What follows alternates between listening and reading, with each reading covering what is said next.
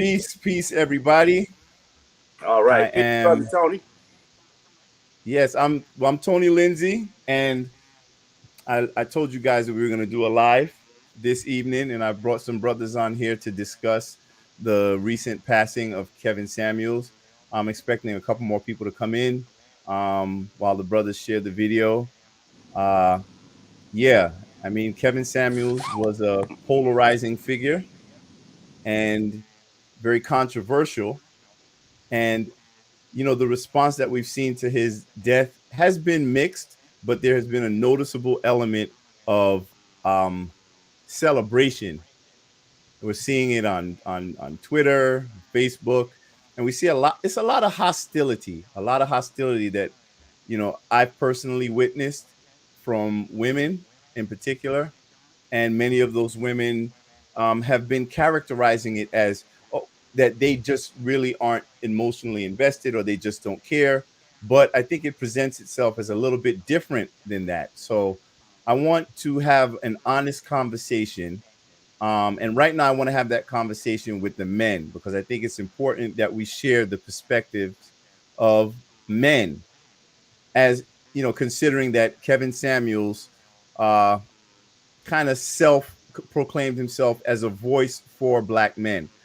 Now, what I want to do is I want to actually put some black men up so that we can hear their perspectives on relationships and on the impact that Kevin Samuels had in this social media sphere on relationships and what it means now that he has seen an untimely death.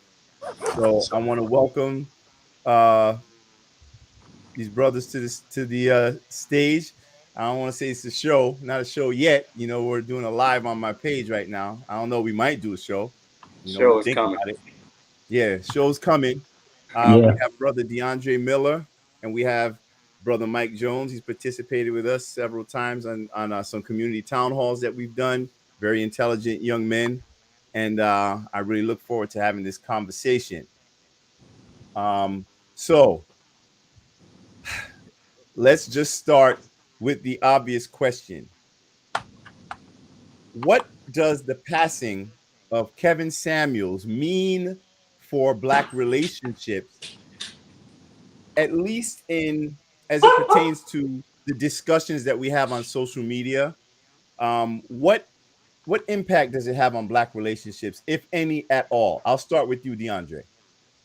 So I would say Kevin Samuels, he spoke very candidly about how he felt about relationships and black relationships. A lot of people would say it's harsh, and sometimes he was very harsh, but he speaks in the way that men speak to each other. Mhm. He speaks like that towards women also. So a lot of women got super offended because of that, because men generally don't speak the same way to women the way he speak to men. So when he spoke in that same way, they felt like he was being misogynistic. He was being whatever other negative term to describe him because he's speaking the same way that men speak to each other. The way I viewed it is I didn't necessarily agree with everything he said, but he also was very critical of men, and that's the one thing they didn't notice because he went viral for being critical towards women. And I believe he went viral being critical towards women because a lot of a lot of men, they shared his opinion because they wanted to say some of those things to women because they've been hurt in the past. And the other reason he went viral is because people don't talk about women that way. Women are more coddled. So yeah, that's my opinion on it. He spoke very candidly about how he felt about relations between men and women. Okay, so basically, you're saying that he basically gave women the same treatment that he was giving the men that he was speaking to. So could that possibly amount to maybe just like a communication problem? I mean, a lot of people said that he specifically targeted black women in his rhetoric. Now, we know he was very harsh, Mhm. but what would you say to that? Yeah, so it's not true he targeted specifically women or black women specifically. I remember watching one of his clips where a dude that was short, fat, didn't make much money. He told the dude, "Hey, you can't think that you'll get a woman that's a 10 when you're short, fat, you're not swinging. So Right. you need to lower your standards." And that's exactly how he speaks towards women also. Okay. So I would see the issue if he only spoke to women like that, but he spoke to men like that as well. So it's, showing the same energy. And Oh, I'm a big proponent of that. okay. All right. Appreciate that. Brother Mike. And I know Peace, you have a peace, lot. brother. Please, I know you have a lot to say about this, and Oh the man. interesting thing, and one of the reasons why I was happy to have you on here today to discuss this, is because you're a married man. Yes. You're a happily married man, and Yes. I think you can provide certain insight that maybe a lot of other people may not have as it pertains to his perspective. Some of the things that he said as far as expectations, the realistic or unrealistic expectations that we had. And but I want to kind of pose the same question to you, um, about what it means for the state of our relationships with him passing, and also, um, how would you describe the response to his passing, and if you could elaborate just a little bit on that. Okay, so what I've noticed as I try to keep a pulse on our community. Even though I'm married, I still try to keep a pulse on our community via social media and just speaking to people in general. But social media, it really tells you a lot. It really is revealing in terms of the back and forth, the exchange that you see a lot on different topics. But I think what I've noticed over the years is that the pendulum has been going too far to the left or right, depending on how you want to look at it. It's been going way too far in terms of on the woman's behalf in this relationship aspect. We've gotten to a point, in my opinion, where women have become a sort of infallible in terms of being able to criticize and correct. So I think Kevin Samuels, what the information that he came with and the way he brought it, albeit harsh or not, he provided some balanced perspectives in terms of our position on this earth or in society, and how there needs to be more of a balance when it comes to the respect and relationship aspect of men to women. And I understand women. There's been a past of certain things that needed to be corrected, but there seems that there's been an overcorrection, if you Right. will. And I think Kevin Samuels was that person, kind of bringing it back to center, or more to center, if you will.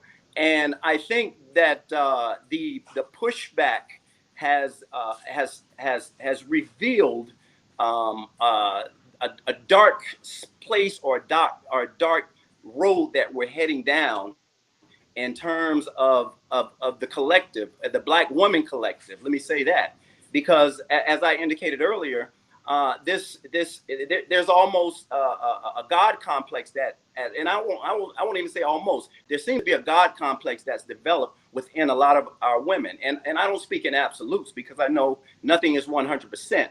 But a lot of what I see, anytime a woman is corrected in any kind Mm. of way, whether it's Lizzo with her whole behind out at a game in front of kids, whether it's somebody portraying the slut walk, it doesn't matter. You will Mm. always see women defended with Mm.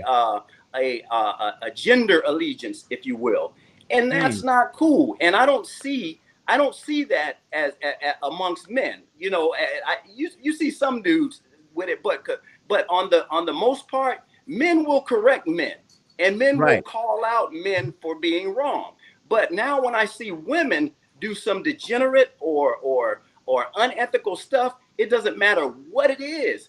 Women will support it just on the basis of gender allegiance. Mm, And that is a dark road we're heading down. And I've never seen black women respond this way with such callous, such inhumanity.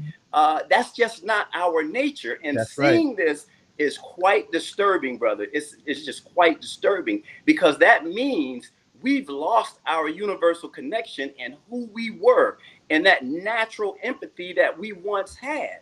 And That's and right. we seem to be losing that. Well, at least as it pertains to the counterpart, which is the black male, we seem to have lost the compassion for our counterparts. And that's a disturbing trend that I'm noticing. And I'm just hoping that at some point we can both on both sides understand the agenda and the game that's being played with us, That's right. and come up with some remedies, or at least start some conversation where we can begin to right the ship and bring this thing back to center.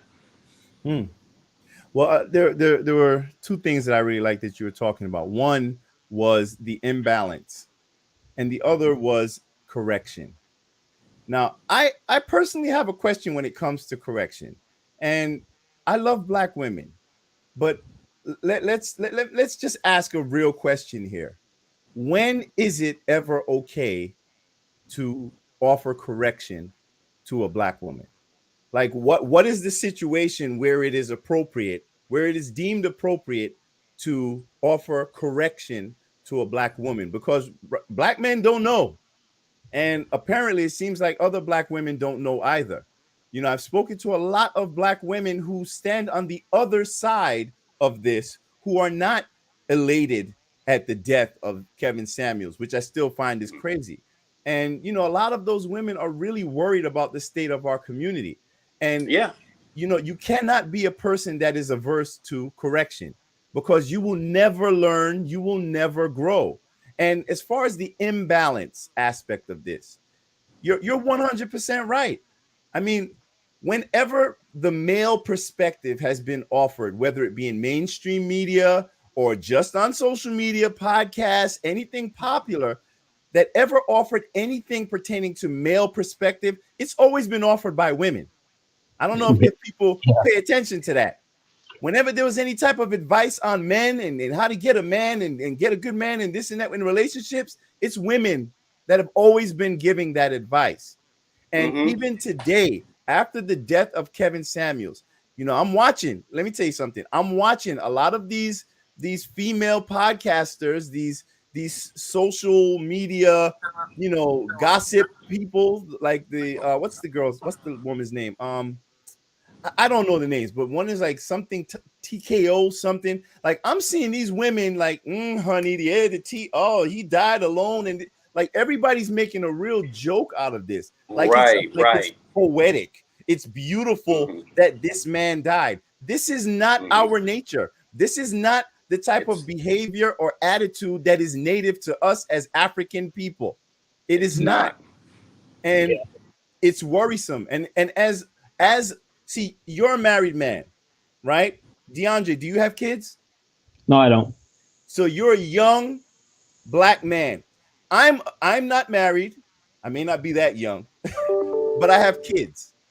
So we have legitimate concerns about the future, whether it be for marriage, relationships, our children. We have legitimate concerns in our relationships with each other as black men. And I believe those perspectives that we share are necessary. However, it has always been presented that our opinions don't matter. And Kevin Samuels, he changed that dynamic. Whether we agreed with him or not, no one can argue that that man set forth a platform for black men to be heard.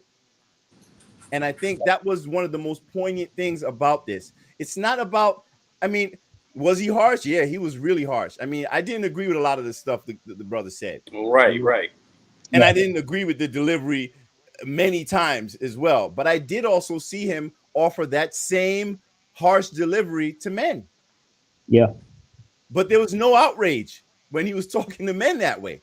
Right, exactly. And it's so sad that uh, and we totally lost emotional and just emotional maturity in terms of having disagreements.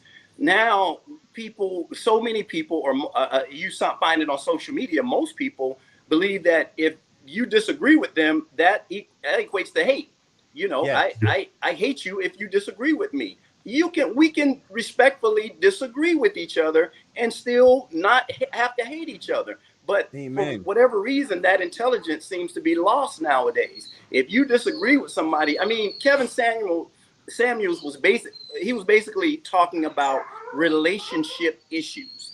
So Right. think about how deep this is. We have a group, we have a large portion of our women literally celebrating someone's death based on a disagreement about relationships. Is that serious? Now they want to say he was being hateful to black women, but I am, in my perspective, in terms of what I seen and what I heard, that's a misinterpretation. Right. Because number one, these women call for relationship advice. He spoke with them to understand their circumstances and situation. He made an assessment based on those circumstances and situations Right. about that particular woman. Now, whether if he used generalizations a lot, I don't know. I didn't watch him enough to hear if in fact he did that. But the episodes that I did see, he was speaking specifically to a certain woman that he assessed based on her situation. So I'm not getting the point of how he was preaching hate towards black women. And then when you ask someone, well, what do you base that on? How do you base that? Right. There's no specific answer to it.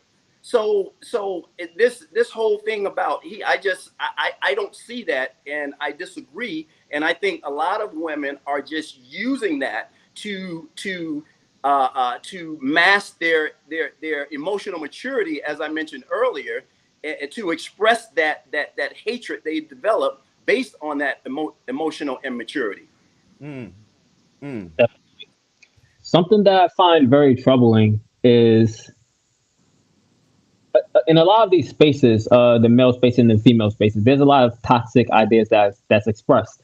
But in the male spaces, something that's never expressed or condoned, except maybe in the not in the non-mainstream group like incels, involuntary celibates, who no one really likes. That's no one ever condones violence towards the opposite sex. That's never happened. That's never condoned in male groups.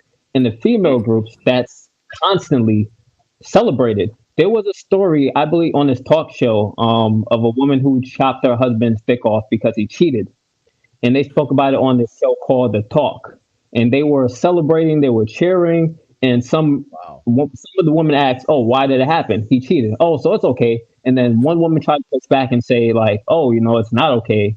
And what if someone said that our breast should be chopped off? And he said, "Oh, it's just with a man, it's just something that's like flapping around. It doesn't really matter." Those Wow. type of views Wow. are expressed in male spaces, but in female spaces, it's constantly said. I've Wow. heard so many women say things like, "Oh, I chop a man's dick off." That's something that's crazy to me and always bothers me when I've heard it. Even women that I've dated have said things like that. I'm like, it always takes me for a pause every single time, because that's not something that's cool to say. So while toxic views are expressed within the male spaces and the female spaces, the male spaces never express violence towards women. And if it ever is expressed, or if a man does commit those violent acts, they go to prison. No one asks, why did you do this? They assault that dude. That's the difference between male and female spaces. Women, they celebrate, they cheer it on. There's women sending the woman who chopped the man's dick off. There are women that were sending her care packages. No man Wow. would ever a woman that assaulted a woman. Mm-hmm. None. No, no. And let me say this, Tony. Also, you find that we can talk about men and our issues and not have to use the what about women argument. But every single time you speak about women in terms of the accountability or anything that needs correcting, It's it's the what deflected. about argument that's always presented by some women at some point. You're going to get what about the men. We're talking about women at this point. Can we just speak about the issues with women? And we haven't been able to do that. We haven't been able to have that conversation. It always turned into a what about men conversation. And as far as me, and I've seen plenty of men, I don't have any problem taking accountability or correcting men. In fact, I've went in on plenty of guys who have been a misogynistic or attacked women. I went to Tommy Sotomayor's page and went in on him years ago. This is 5, 6, 7 years ago. I've been went in on that dude, and I've gone in on several dudes because I'm about universal justice and universal balance. That's right. People know right and wrong, no matter who it comes from, no matter what gender. Right and wrong, you know it. But now we're at a point where people, especially, and I say specifically women, will excuse it based on gender allegiance. And that is a troubling issue. And we're at a troubling time with that. Right. Yeah. Yeah, that's I agree. I agree 100%. You know, and another thing that's so interesting is that I mean, and I don't want to misrepresent this, like all women are like that, because No, no, absolutely that's not. just not what it is.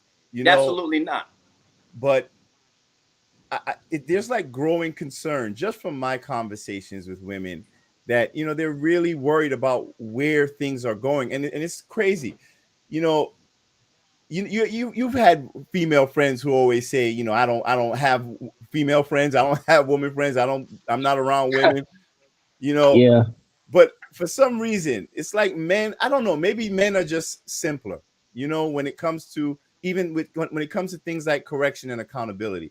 But let me ask you, as far as today's women being so averse to correction, why has anyone ever thought about why it has led to this state? Why you cannot really criticize a woman without it being seen as an attack or misogynistic?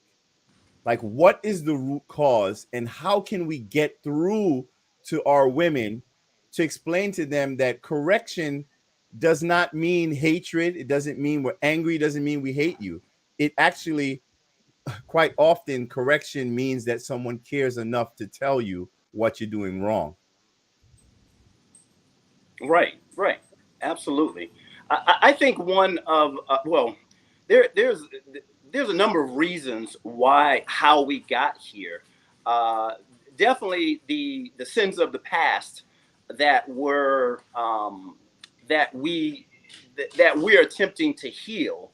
Uh, as I said earlier, seems to be being overcorrected, and I think that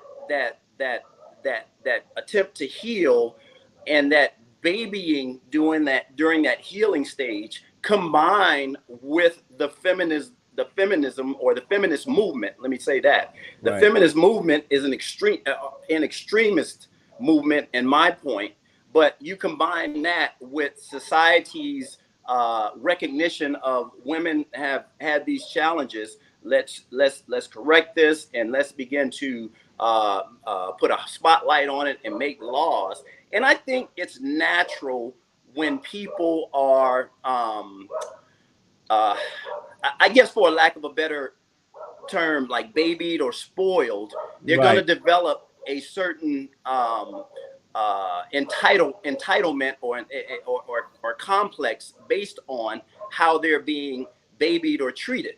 And I Right. think to an extent now, black women specifically. I mean, let's look at what's going on in terms of what we see now. You know, we got a black. What is the Biden administration doing? We got a black Supreme Court justice. He Yeah. made a black woman Vice his president. vice Now you president. got a He black made woman, he, press secretary, exactly LGBT. Yeah. everything is focused on the black Black women. woman, and even in TV now, you just see the black man nowhere. Yeah. And I'm conscious of it. And if you pay attention, the black man is not in is rarely, you rarely see the heterosexual black male Come on. in sitcoms, commercials, That's right. you name it. The You rarely even heterosexual see black black male. couples anymore on Exactly, television. exactly. Whenever you see a black male on TV, either he's LGBT or very effeminate. Let me say that. Right. You hardly ever see a strong black male image on TV nowadays. Pay True. attention to it. So in anything, like even in the government or whatever you see, black men are not being, all of a sudden we are not qualified for those jobs anymore, I guess. So Right. only thing now you see is the black woman being promoted, and I see it's an agenda, whether people want to believe it or not. I Huh. see it's an agenda It because is. now you keep promoting that woman where she feels her man is irrelevant. And now you Exactly. have even somebody coming out in national media saying, you know, the black man, you don't need him. You need you a white man. Yes. Basically, that's what they're saying. There are articles that are literally being written that say just that are published in articles. And Yeah. if we're going to Yeah. be real, if we're going to be honest about it, I mean, black women have been propped up uh, ahead of black men, and to be the breadwinners, the head of households. I mean, this has been we know this has been a white supremacist agenda in this country for a long time. Sure. And Yes. go ahead. I'm sorry. No, no, no. Go ahead and finish. I was just Oh, agreeing with you. oh no, I just, and I think it's, when you see so many gifts, so much symbolism, so much praise being given to black women all the time, black girl magic, everything's black woman, first black woman, this, you notice there's never any mention of black men. And if Yeah, there's a black woman that's promoted to some prominent position of symbolism, rarely does she have a black husband. I still can't even think if any of them even have a black husband. I don't think I've even been able to find that yet. So black men are being erased from the conversation. Before we were the main topic of the conversation as it pertained to painting us a certain way.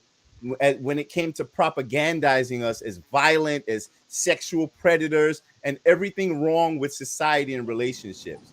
But today, we're not even mentioned anymore. We're not relevant. We're not relevant enough to have our own opinions. We're not relevant enough to head our households, to even be considered as a partner for our women. Because, like you said earlier, I mean, you have black people writing articles saying why black women need to get with white men and not marry down. That's literally the language that's used. So, what does that do to the psyche of black women who are the most educated people in this country, but also in the heaviest debt? Don't forget that part.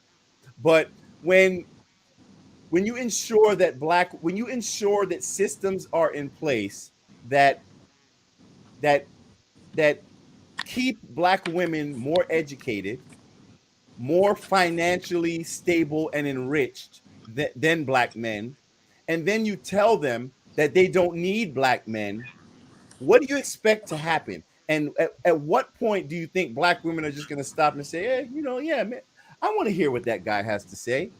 Why? Everything is telling them that you ain't And shit. at what point do you think black women are just going to stop and say, hey, yeah, man, Is there an echo? I think there was an echo from you. just to echo real quick. Yeah. Um, yeah, I agree with everything you said, Tony. And something else that I think is an issue. I think another reason for what's going on is part of it's an overcorrection. So in the past, women couldn't vote. They weren't really allowed to drive. They weren't allowed to own a bank account. And domestic violence wasn't taken seriously for a while. And black women experienced that those things also. really allowed to drive. They weren't. Oh, the echo's on again. Yeah, they experienced those things to a worse degree.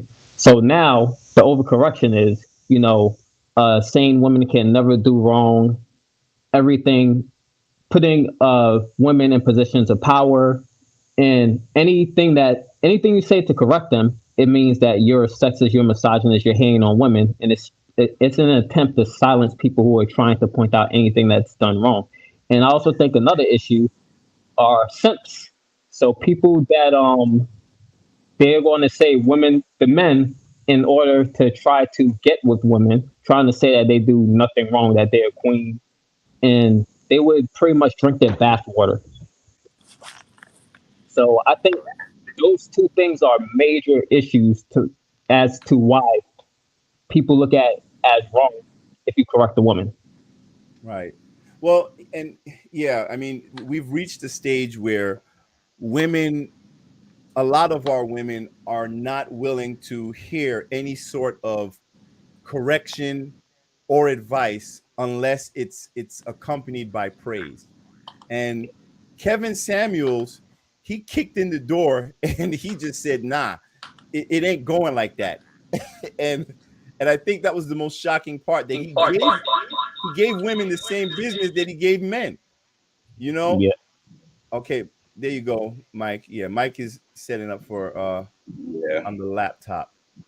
So I Okay. think, yeah, because he has a poor connection on his phone. Now, I think one of the things that Kevin Samuels did that really got under people's skin was that he pointed out the unrealistic expectations of women and men in comparison to their reality, right? And another thing that a lot of people don't talk about is that most of these people that he was giving advice to, and you're saying he was being so mean and horrible to, they were calling in to his show for advice, and they were feeding him the same information that he was using to make his assessment. You got to remember, one of the questions he always asked was what do you rate yourself on a scale of 1 to 10? And with that famous viral video that made him, go all over the place, you know, it was that actually the woman who rated herself average, you know, and so he took the ball and ran with it, as compared, in regard to the things that she was saying. Now, I don't want to sound like I'm excusing it, because he was mean in the things that he said, you Hmm. know, but I don't think it's fair for us to paint it as exclusively a hatred for black women. I Right. wouldn't say that, especially when his mission statement is that he wants to bring black men and black women together. And I also think that a lot of people, they drew their opinions on Kevin Samuels based upon the viral clips, based upon the sound bites. And how many people actually sat there and listened to the 1, 2, and 3 hour lives that he was doing, where he was having multiple full conversations with people? Because, I was intrigued. A lot of the stuff I was seeing, I was like, damn, this guy's a jerk. Why are so many people even following this dude? But I chose to watch a few of his lives, and I went into it, like, yeah, I don't like this dude. I'm gonna get at him. But then when I listened to it, I was like, oh, see, that was my response. My response was, oh, I get it. I understand, and I understand how clickbait works. I understand how these algorithms work, and entertainment to get more views. I mean, we can't ignore that aspect of it. You know what I'm saying? Yeah. That's Yeah. what that's what Yeah. became his bread and butter. Nobody was Yeah. studying Kevin Samuels when he was talking that shit to men. Right. Yeah. Right. Can y'all But hear me? yes, oh, Yeah. you hear you good Okay, now. I'm just making sure.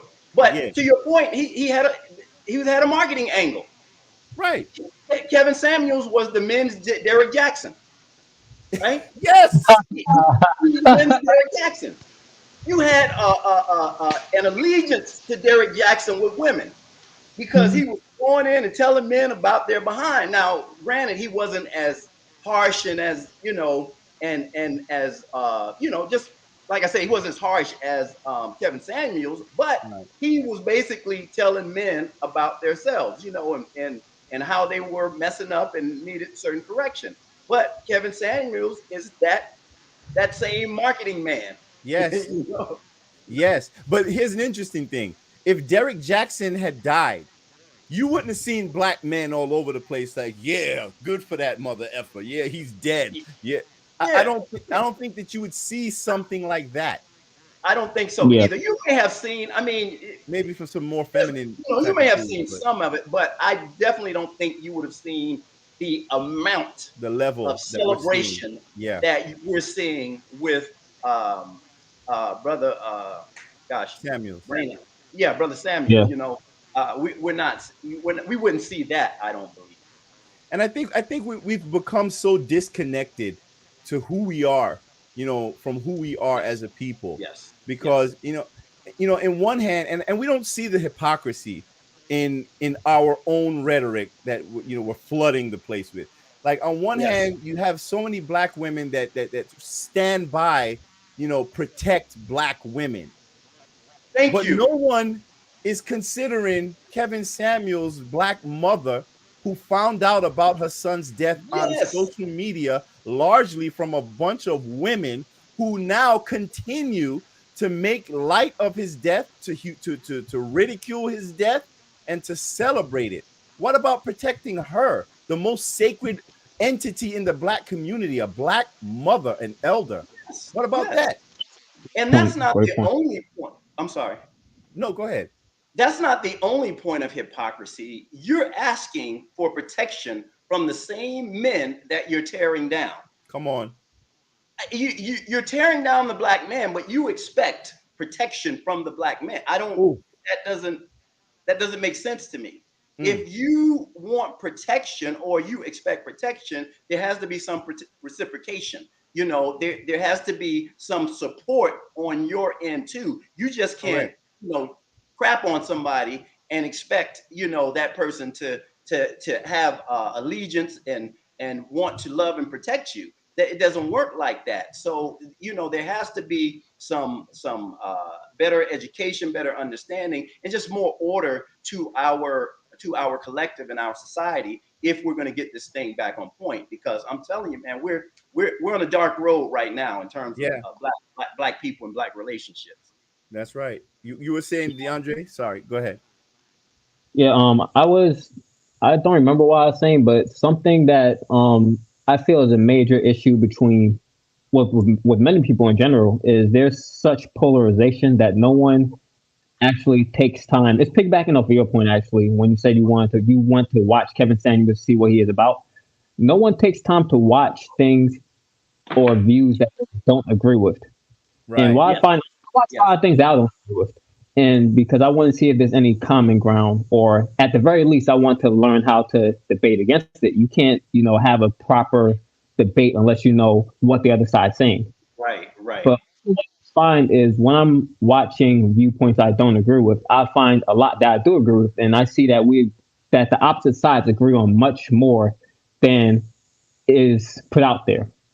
Yes. So if people Yes. aren't watching sides that the viewpoints of those that they agree with, they'd never know these things, and they're just going to fight and argue all the time. This will be more division, especially amongst black men and black women.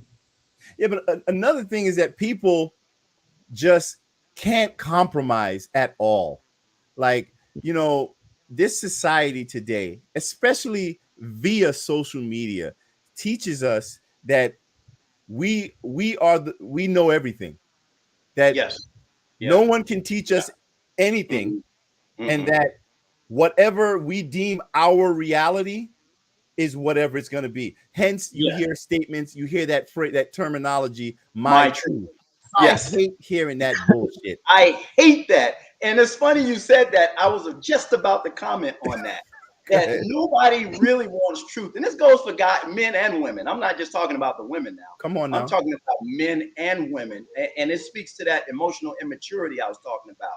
Everybody just wants their truth. You Yes. don't have a truth. You don't own the truth. The truth is a universal principle. There's no Yeah, ownership of it. Either you respect what's truth universally, Come on. or you're making up something. You're living in a delusional reality. There Right. is no your truth. You But but listen to what you said. You're living in a delusional reality. We're trapped in a virtual reality where the engine is social media. That's why it's important. Listen, people don't realize the power and the value of social media today.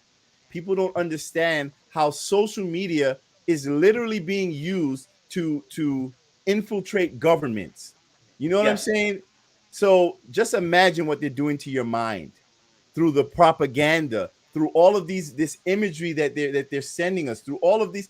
Listen, the bots, and bots are a real thing. I came to learn that. When the trolls, a lot Yeah. of the things that you see on social media are not representative of the real world. Let me say that again.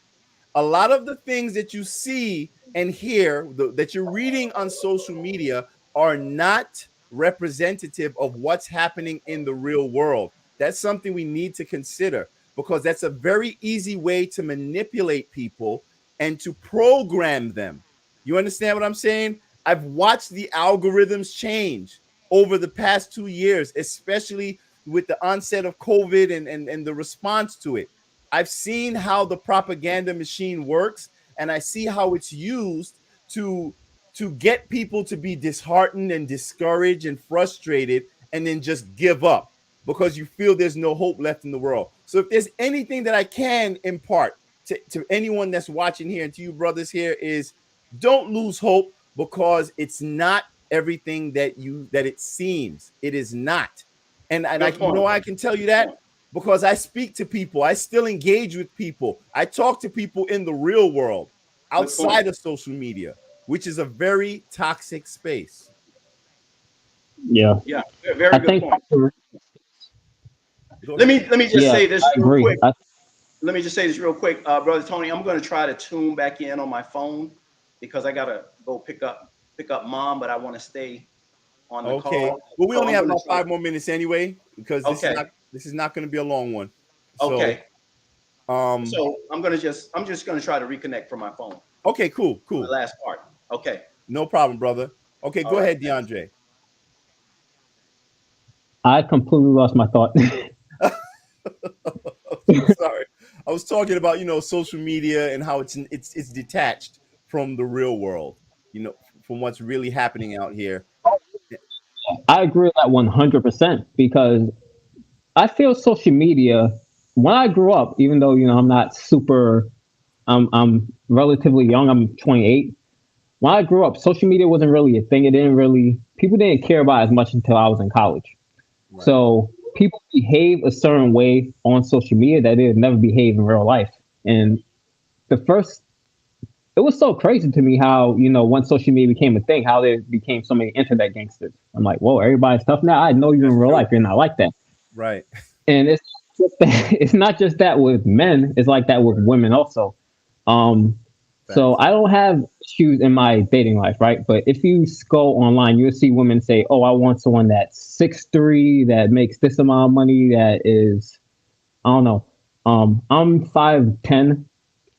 I make a decent amount of money. I'm not rich, but I haven't had issues with my in my dating life because the things that they say online is not things that they mean. You can't actually build meaningful connections online. In person, your personality is going to matter, how you speak, how you Eye carry eye yourself, contact, all of that. That's right. but that's not possible online. That's right. Not at all. And when we talk about those realistic expectations, I mean, a lot of the women. Listen, I know women who are 5 feet tall, portly, I'll say, not the in the greatest shape, but they have requirements for men that are athletic, six Uh huh. two and better. They got to be making this amount of money, and you work at Popeyes. So, Kevin Samuels, like, literally hit you. He picked up a mirror and he put it in front of you and said, "Listen, this is what you are, and this is what you're saying you want. They don't match." And he just basically he was telling people that maybe you should lower your expectations as it pertains to your reality. But I think, unfortunately, with a lot of our women and a lot of people in general today, our egos are much bigger than our reality. And that's the Definitely. problem, and that's often propagated by what you see on social media. I put up a post. I think it was a couple days ago, 2 days ago, or something like that. And I was really kind of just pouring out how I feel about this. It wasn't like a biased sort of post in any way at all. It wasn't pro Kevin Samuels. It wasn't against Kevin Samuels. It was just my perspective as it pertained to our relationships. And in that post, I said, well, at the end of the day, black people are trapped in it's this recurrent cycle of trauma. And whether we like it or not, black women, you need black men, and black men, you need black women. Mm-hmm. And the response to that post was fairly hostile. I had black women in the comment section telling black women don't need black men.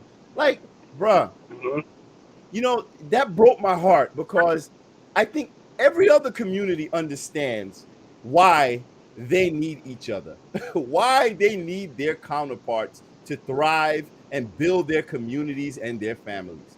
But you have black women proudly professing that they do not need black men here in 2022 with the state that black people are in this country right now. You still have black women proudly professing that we don't need black men as we are facing the great reset which is upon us, as we are facing food shortages.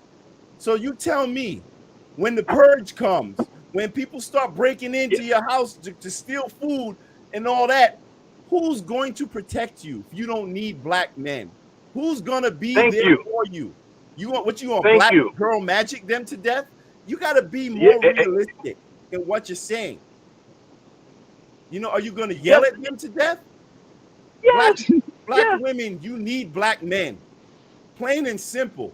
Face that reality. But for the women who do know that, listen, you're a special kind of wonderful. And trust me, there are many men out there who appreciate you. And for the women out there who have these expectations, these really elevated expectations, even though you know what this society does as far as targeting black people for dysfunction in their relationships. Perhaps what you're looking for is just a white man with a black face. So sometimes you guys got to think about what it is that you're demanding from black men, and maybe you're just hoping for something that you may even feel is something that you can't attain. So I really want people to start being more realistic, because the truth of the matter is the expectations that so many of us have, men and women, in our partner, we discount 90% of the good people out here who probably could meet those expectations, searching for that 10%. So y'all want that top 10% when you're in the bottom 10%. That's basically what Kevin Samuels was telling you. He didn't sugarcoat it. He said things. Listen, my mother, before she died, one thing about my mother, she was very blunt. She was abrasive. But there's one thing I always said about my mother. She may not tell you what you want to hear, but she's always going to tell you what you need to hear. So perhaps people can appreciate Kevin Samuels for what he brought to the table, even if it didn't taste so good for you, even if it wasn't particularly, your cup of tea or your favorite sort of meal. At least he set a table for the conversation. He set a table for the dialogue. And he set that table where more than just women were allowed to participate in the conversation. And the thing that worries me today, which will be the final thing that I say about this, the thing that worries me today is that, as I said before, Kevin Samuels created a space.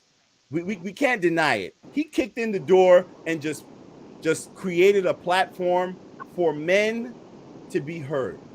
He created a platform where women would call in regularly, interested in what men want and they need. Remember that.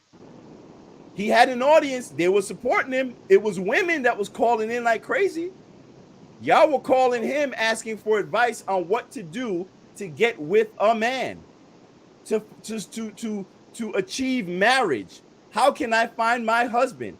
So obviously there was a desire to to learn what it is that black men want. But you cannot find that out unless you're willing to listen to black men. Stop telling us our opinions. Stop telling us your interpretation of what we're saying to you candidly and directly. And stop viewing words, candid words, as violence. That's one of the most ridiculous things that we've adopted from white liberalism is calling words violence. And I think that's part of the justification that you use to celebrate this man's death because you took personal what that man said. That man did not rape nobody. He didn't molest nobody's kids. He didn't go out, bust no old lady over the head and steal her purse. But yet, y'all are the biggest consumers of Jerry Springer, Maury Povich, all the love and hip hop and all of these trash ghetto depictions and caricatures of black people. You're the ones out there supporting these rappers that's telling people to shoot niggas. They telling people to, you're telling your kids to take drugs. They telling dudes to screw as many holes as possible. But y'all happy that Kevin Samuels is dead when that man said he wants black women and black men to get together to be married? I think our priorities are out of whack, and somebody needs to get it together. Are you able to hear drop me? the mic, brother. Oh, okay. I can hear you. Can you hear me? Yeah, I hear you. I hear you. Yeah, Yeah. Drop the mic, brother, on that, man. You said three mouthful, man, and I'll just say one thing to one point you made that I've always talked about, and that's in terms of this whole we don't need the black man thing that you hear spewed sometimes, which is utterly ridiculous. Who do you think that's keeping you safe in this society, whether you want to acknowledge it or not? Do you think if anything happens that the white man is going to protect you? Do you really believe that? And marketing is just amazing because I watched the confirmation hearings of the Supreme Court justice. I watched those white men in that confirmation hearing try to rip that lady apart, literally rip that sister apart, right? But then that one white husband that she has, that's what they're praising that. When all the other white men around there are you can see the overt racist atmosphere, but they can excuse all of that and say, oh, look how great this white man is treating her. You know what I'm saying? So it's just amazing to me that we just don't have the consciousness or just the intellectual awakeness or maturity or whatever you want to call it. They put us to sleep, man. I just don't know what to say about it. I'm like, are y'all seeing this? Are y'all looking at this? Yeah. But as we probably feel sometimes. Well, you feel like you're in the twilight zone and you're the only one that's seeing this. Yeah. But man, we got to do better. We got to do better. We used to be on it, but now, man, they really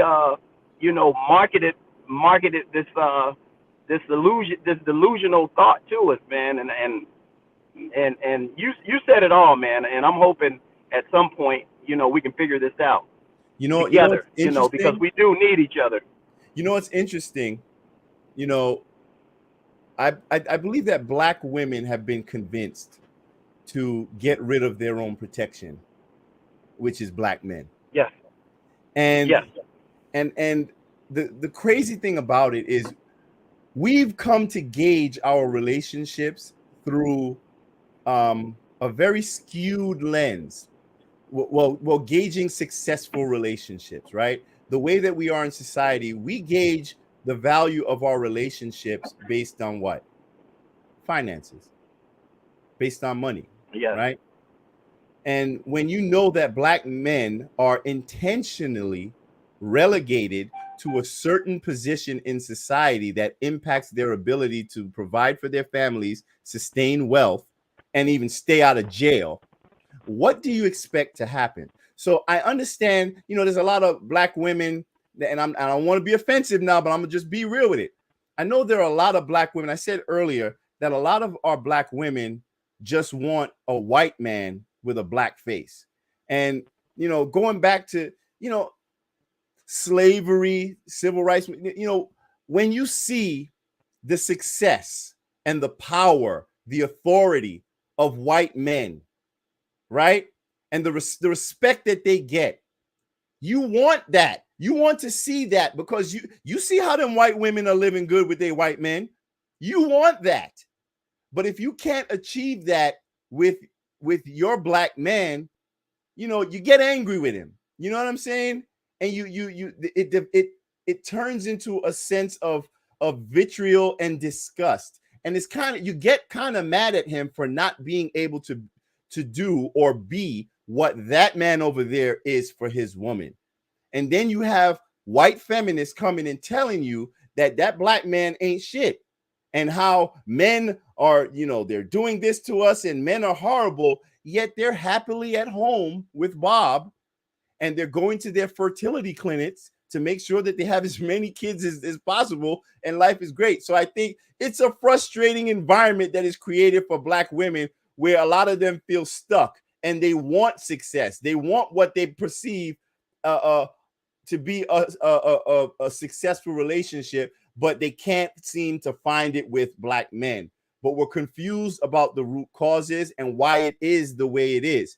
But at the end of the day, black men and black women need to repair their relationships. And now I'll tell you another thing. This whole gender war narrative is something that is not native to African people. This whole gender divide, it never existed in our culture. So we've adopted so many ways of the enemy. We have, and we're kind of transforming into them, so where they don't even have to do the work of separating us, because we're now using all their talking points, and we're the mouthpieces for their own white supremacist agenda and rhetoric, and we don't see it. And all it does is serves to continue to break down black families. There's no other movement for civil rights that I know of that actually protects and tries to preserve the black family. So I think we need to start considering that, and look, and maybe black women, maybe those black men aren't so bad after all, and maybe we should focus on trying to listen to them and hear what they have to say, so we can, figure this all out together. And I'll just kind of pass the mic to y'all. I know I was running my mouth. This is just an issue that really gets to me. But I will say this, I send out prayers and well wishes for Kevin Samuel's family. If there's one thing we can say about that brother, is that he made an impact. And to all of the men out there, I do want to put a call out, right? Because in the podcast, social media world, there's nobody left. There's nobody left. And I think that is being heavily celebrated by feminists, black feminists, whatever you want to call it, and the whole, all of these women podcasters out there who hated him. And I don't want us to fall back into the same old thing that we were going through before, where black men were not being heard. And I believe that a lot of these black feminists are going to use Kevin Samuel's death to punch down extra hard on black men and stamp out any future possibility for anybody to dare to step forward and create a platform for black men's voices to be heard. So, whoever it is, brothers, we need more voices, and not just the Kevin Samuels type voice, but we need more platforms where black men speak to relationship issues from a black male perspective. Because if there's one thing Kevin Samuels showed us, is that there are a lot of black women, a hell of a lot of black women out there who are interested in what we want. So I'm gonna pass the mic to you, DeAndre, so you can give any final thoughts you have, anything you want to share before we get out of here, brother. Yeah, I pretty much agree with everything you said, the last part of everything you said. I just think it's very important that we talk to each other rather than about each other. Every conversation we have is, oh, this woman did this to me, or this woman did that to me, or this man did that to me. And we, instead of having a conversation, a dialogue about how we could resolve those issues, it's always something combative. That's something that is never going to be productive in the long run. And the only way we can heal as black men and black women is talk to each other. Amen. Amen. Brother Mike. Wait, your mic is muted. Sorry. Can you hear me? Yep, there we go. Can you hear me? Yeah, we Okay, hear you. beautiful. I just wanted to get back to who we were as African people, and I want us to get back to that spiritual aspect of our African essence. You know, because we've, as you said earlier, we've lost that. We've internalized the dominant culture's spirit and culture. Because when you see the level of callousness and inhumanity in response to this, man, we're far off from who we are and where we need to be. And the only way we can be, get back to healing is to get back our souls and our African mind and our African spirituality and get back grounded again. And that's the only way, in my opinion, that we can begin to heal and solve this problem. And point two, and the last point I'll make is, whenever we tear down each other, just remember we're a reflection of each other. Remember, every male on this earth came from a woman and was probably nurtured by a woman. So that those men are a reflection of the women who raised them. So when you're speaking negatively about these men, there was a woman that had something to do with their most likely. That's right. In terms of and the most predominant part of their maturation process. So are women not to blame or to have no accountability for even the men we see? And granted, I'm not taking responsibility from the men, because we have responsibility for that child and for our own actions as well. But I'm making this point to say, as we tear down, whether it's men on woman or woman on man, remember, we are reflections of each other. That's right. So you're tearing down yourself if you tear down me. Amen. Yeah, and that's pretty much you pretty much that's basically what I wanted to say anyway. So just for a final tiny little closing thought, I encourage black people, and right now I'm talking to black women. I want you to just do something. I want you to just step back just for a second and objectively look at the way you are responding to the death of our brother. Just step back and take an objective look at your response to this man's death, and just ask yourself, is it true? Is it warranted to celebrate the death of a black man because you disagreed with him, or even because he said something that you found offensive? Is that who we are? Black people are an empathetic people. We are a spiritual people, and we are becoming disconnected from who we are. And so I think we need to figure out a way of getting to a place where we understand that everyone needs correction at one point or another. And if it doesn't apply, let it fly. So thank you all for joining us. It was a good conversation. I appreciate you, brother DeAndre and brother Mike, as always. And I look forward to having these conversations again in the future. I don't know how I'm going to do it, but I don't know. Maybe we put together like some type of a show or something. I mean, my schedule's a little busy, but Hey, you need to do it, brother. I don't know. I've been Yeah, pushing you to do it, man. Yeah, So I'm hoping you find the time to get it done, man. But thank you for bringing us on, and thank you for creating this discussion platform. and to anyone who's watching, we appreciate you for watching, and we're going to do this again very soon. Brothers, hold on just for a second as I end the broadcast.